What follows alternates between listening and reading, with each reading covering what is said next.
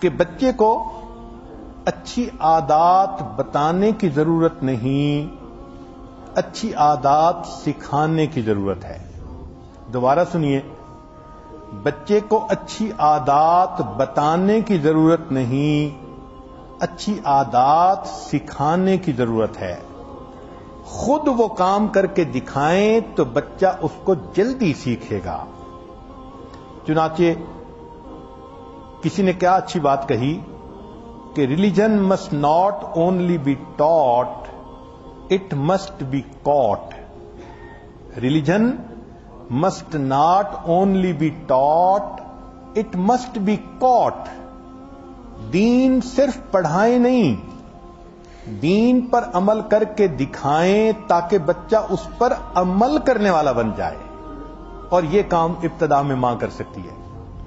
چنانچہ اس عاجز نے ذکر و سلوک کو اپنے بچپن میں اپنے فارسی کے استاد سے سیکھا ہے۔ ہمارے ایک مفتی صاحب تھے، انہوں نے پند نامہ پڑھایا تھا بہت بچپن میں، اور اتنا بتایا تھا کہ ایک بڑے ولی تھے خواجہ فرید الدین عطار رحمۃ اللہ علیہ، انہوں نے تذکرۃ الاولیاء کتاب لکھی، انہوں نے پند نامہ لکھا ہے۔ تو جب مجھے بچپن میں یہ پتہ چلا کہ یہ ایک ولی کی کتاب ہے لکھی ہوئی اور اولیاء پہ تذکرہ لکھا، تو اولیاء کے تذکرے تو ماں باپ سے پہلے سے سنتے تھے، ایک شوق پیدا ہو گیا۔ اب پند نامے کو جب اس عاجز نے بچپن میں پڑھا تو یوں لگتا ہے کہ پورا تصوف اسی وقت گھٹی میں پڑ گیا تھا۔ پھر باقی ساری زندگی میں نے پند نامہ کی تفصیل ہی پڑھی ہے۔ پھر اس کو جب میں نے اپنے ماں باپ کی زندگی میں دیکھا تو پریکٹیکل اس تصوف کا وہاں دیکھا۔ اب آپ کو کچھ مثالیں دیتے ہیں تاکہ بات اچھی طرح سمجھ آ جائیں کہ اس عاجز نے اپنی والدہ سے بہت باتیں سیکھیں، ان میں سے 3 باتیں: دنیا سے بے رغبتی، اتنی بے رغبتی کہ یہ عاجز جب فیکٹری کے اندر مینیجر تھا، بہت تنخواہ تھی، ٹکا کے پیسے تھے، اپنی والدہ کو بھی دیتا تھا۔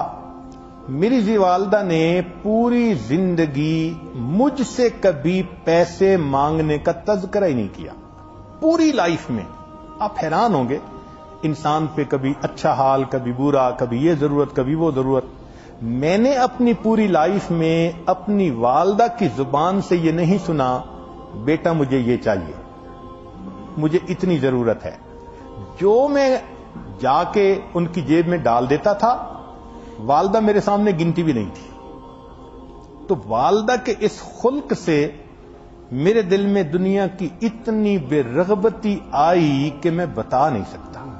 زہد انہوں نے سکھا دیا، ورنہ عورت تو بچے سے کہتی ہے اتنی تنخواہ ہے، اتنی مجھے دو، اتنی ادھر دو، کمانڈ کرتی ہے، مگر اس والدہ نے بتلا دیا کہ دیکھو دنیا سے بے رغبت ہونا ہی اصل ولایت ہوتی ہے۔ دوسری بات، مہمان نوازی۔ والدہ اتنی مہمان نواز تھیں کہ ہم حیران ہوتے تھے، حتیٰ کہ مہمان آتے تھے تو گھر کا کھانا جو پکا ہوا ہوتا تھا سارا ان کو کھلا دیتی تھیں، اور بچوں کے لیے بعد میں دوبارہ پھر پکاتی تھی، اور ہمیں اشارے کرتی تھیں کہ خبردار آپ میں سے کسی نے بات نہیں کرنی، آپ ایک کمرے میں جا کے بیٹھ جاؤ، مہمانوں کو احساس بھی نہ ہو کہ یہ بچوں کے لیے کھانا بنایا گیا تھا۔ تو مہمان نوازی کی انتہا دیکھی۔ مجھے آج بھی یاد ہے، میری عمر اس وقت کوئی 2 سال 2.5 سال ہوگی، مجھ سے ایک بڑی بہن ہے، ان کی عمر مجھ سے کوئی 2 سال زیادہ تھی، 4 سال ہوگی۔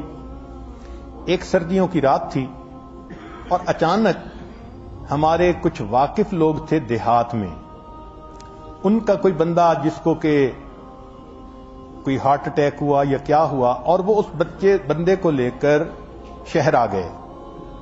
اب جب چلے تو ماشاءاللہ کوئی 25-30 بندے ساتھ تھے ان کے، مرد عورتیں۔ اچانک دروازہ کھٹکھٹایا گیا، بڑے بھائی باہر نکلے تو پتہ چلا کہ جی واقف لوگ ہیں، 25-30 مہمان آ گئے ہیں۔ اب ہر گھر میں 25-30 بندوں کو سلانے کا انتظام تو نہیں ہوتا، مگر والدہ صاحبہ نے اسی وقت سب کو مختلف کمروں میں بیڈ لگا کر دیے، بستر لگا کر دیے، جو بچوں کے پاس بستر تھے وہ بھی ان کو دے دیے، اور میری بڑی بہن کی شادی کے لیے جہیز امی نے بنایا تھا، جہیز کے نئی رضائیاں، نئے کمبل، نئی چیزیں وہ بھی ان کو اٹھا کے دے دی۔ اب ہم حیران ہو کے دیکھ رہے تھے کہ مہمانوں کو چاہیے تھا انفارم کرتے، مہمان دیکھتے رات کا وقت جانے کا ہے یا نہیں۔ ہمارے ذہن میں سوال پیدا ہو رہے تھے، اور امی تھیں کہ بس مہمان آ گئے، ان کو جلدی سلاؤ، ان کو جلدی کرو۔ امی نے سارے گھر کے بستر، کمبل، چادر ان 25-30 مرد عورتوں کو دے کے جب سلا دیا، تو میں اور میری بہن ہم دونوں ایک جگہ بیٹھے ہوئے سردی سے ٹھٹر رہے تھے۔ امی آئی اور کہنے لگی بچوں تم بھی اب لیٹ جاؤ، تو امی نے ہمیں لٹا دیا۔ تو گھر میں گندم کی بوری پڑی تھی جس میں گندم تھی اور وہ خالی تھی، تو امی نے وہ بوری اٹھا کر ہم دونوں کے اوپر ڈال دی۔ ہم نے سردی کی وہ رات خالی بوری جو گندم کی ہوتی ہے، جیوٹ بیگ، اس کے اندر سو کر گزاری، مگر ماں نے سکھا دیا بیٹا مہمان نوازی کس کو کہتے ہیں۔ پھر اپنے نیک عملوں کو چھپانا ماں سے سیکھا۔ والدہ کی عجیب عادت تھی، ان کے ہاتھ میں جو ہوتا تھا وہ اس کو کسی نہ کسی ضرورت مند کو دیتی تھیں، یہ ان کا ہابی تھا۔ ہمیں پتہ بھی نہیں ہوتا تھا کس کس کو دیتی ہیں، لیکن ان کی وفات کے بعد 2 واقعات جو سامنے آئے، اس سے حیرت ہوئی کہ کس طرح وہ اپنے عملوں کو چھپاتی تھیں۔ پہلا واقعہ کہ ان کی وفات کے کوئی 1 ہفتے کے بعد ایک عورت آئی اور گھر میں آ کر وہ میری بہن کے سامنے بہت روئی، اور پھر اس نے یہ واقعہ سنایا۔ کہنے لگی کہ میں ایک مرتبہ آپ کی امی کے پاس دعا کروانے کے لیے آئی کہ میرا خامن مجھے خرچہ نہیں دیتا، یہ نہیں کرتا، تنگ کرتا ہے، ستا مارتا ہے۔ تو امی نے دعا بھی کر دی۔ پھر اس کے بعد انہوں نے ہر مہینے مجھے کچھ خرچے کے پیسے بھی دینے شروع کر دیے۔ تم میرے لیے بیٹی کی مانند ہو، مائیں بیٹی کو پیسے دیتی ہیں، کوئی ایسی بات نہیں، تم کسی کو مت بتاؤ، بس آ جانا مجھ سے لے جانا۔ تو آپ کی امی مجھے ہر مہینے وہ کچھ نہ کچھ خرچہ دیتی تھی جس سے کہ میری پاکٹ منی چلتی رہتی تھی۔ کہنے لگی کہ ایک مرتبہ میں ایسی کاموں میں الجھی کہ میں آپ کی امی کے پاس جا ہی نہیں سکی، تو آپ کی امی بھی نہیں آ سکتی تھیں، فاصلہ تھا۔ قدرتاً میری بہن وہ آپ کی امی کے پاس دعا کروانے گئیں، تو دعا کروانے کے بعد آپ کی امی نے اس کو پیسے دیے اور کہا کہ یہ تمہاری بہن کے پیسے مجھے دینے تھے، میں پہلے دے نہیں سکی، معذرت کر دینا اور بہن کو پہنچا دینا۔ بہن آئی اور اس نے آ کے مجھے پیسے دیے، بھئی تمہارے پیسے انہوں نے دینے تھے، وہ معذرت بھی کر رہی تھی کہ دیر ہو گئی، لے لو۔ کہنے لگی میں سوچتی رہی کہ میرے پیسے تو نہیں دینے تھے۔ پھر جب میں نیکسٹ ٹائم ملی تو میں نے کہا کہ اماں آپ نے مجھے یہ کیسے پیسے بھیجے، میرا تو قرضہ نہیں دینا تھا۔ تو والدہ نے کہا دیکھو وہ آپ کی بہن ہے، اگر میں اس کو کہتی کہ میں تمہاری بہن کو دیتی ہوں تو اس کی نظر میں تمہاری شخصیت جو تھی وہ ہلکی ہوتی، تو میں نے یوں کہہ دیا کہ میں نے پیسے دینے تھے تاکہ تمہاری بہن سمجھے کہ یہ قرض ہے جو میں تمہاری بہن کو واپس لوٹا رہی ہوں۔ نیکی بھی کی مگر ایسی طریقے سے کہ پتہ بھی نہ دوسرے بندے کو چلے۔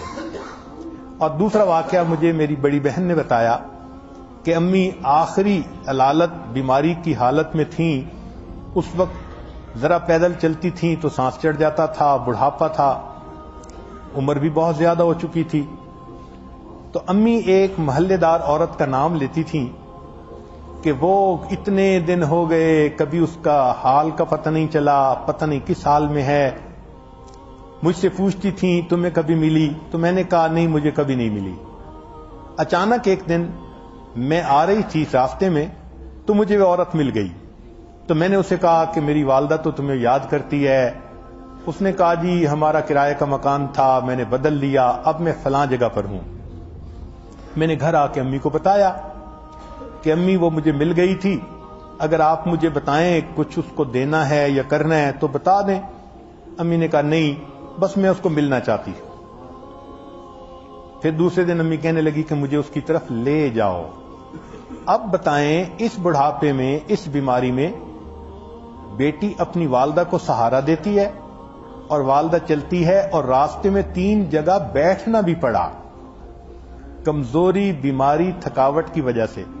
اس مشقت کے ساتھ امی وہاں پہنچی، اس سے حال پوچھا، اور 1 منٹ کے اندر امی نے کس طرح اس کو پیسے دیے مجھے نہیں پتا چلا، مگر میں یہ سمجھی کہ امی نے صرف حال پوچھا، واپس آ گئی۔ جب والدہ کی وفات ہوئی تو وہ عورت مجھے ملنے کے لیے آئی اور کہنے لگی تمہاری امی جو مجھے ملنے آئی تھیں انہوں نے مجھے چپکے سے کچھ پیسے پکڑا دیے تھے۔ اپنی بیٹی تھی، اس کو پیسے دے کے بھیج سکتی تھی، مگر انہوں نے یہ سنا ہوا تھا کہ جو نیکی خفیہ رکھی جاتی ہے اس نامہ اعمال کا اجر ہی کچھ اور ہوتا ہے۔ تو یہ چیزیں ماں باپ سے بچے سیکھتے ہیں۔ آپ بھی اگر اپنے بچے کی اچھی تربیت کرنا چاہتی ہیں تو بچے کے سامنے پریکٹیکلی یہ کام کریں، ایسے طریقے سے کریں کہ یہ بچے کے پرماننٹ میموری کا حصہ بن جائیں۔ پھر یہ بچہ بڑا ہو کر امام غزالی کا جانشین بنے گا، امام راضی کا جانشین بنے گا، رومی اور جامی کے اثرات اس کی شخصیت میں نظر آئیں گے۔ اللہ تعالی ہمیں بچوں کو اچھی تعلیم، اچھی تربیت دینے کی توفیق عطا فرمائے۔ وآخر دعوانا ان الحمد للہ رب العالمین۔